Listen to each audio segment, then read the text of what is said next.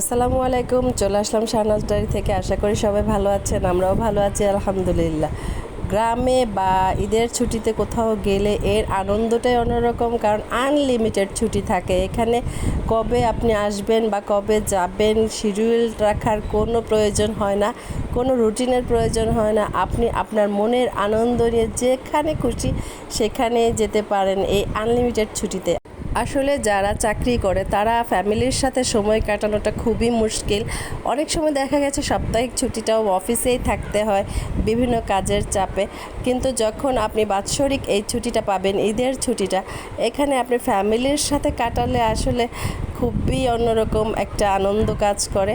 যে এতটুকু মুহূর্ত সারাটা বছরের একটা খোরাক হয়ে যাবে আপনার, যে সারা বছরে আপনি এই অনুভূতিটুকুই নিয়েই আনন্দে থাকবেন। আর গ্রামে বা যে কোনো কোথাও যদি আপনি যান আর এত সুন্দর প্রকৃতি পেয়ে যান, তাহলে তো আর কথাই নেই। খুবই সুন্দর একটা পরিবেশ।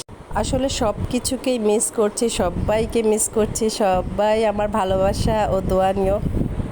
আমার শাশুড়ি আসলে উনি খুব ভিন্ন রকমের একটা মানুষ। উনি ঘুরতে খুবই পছন্দ করে, আর ওনাকে নিয়ে যারা ঘুরতে যাবেন তাদের ঘোরার আনন্দটা শতগুণ বেড়ে যাবে।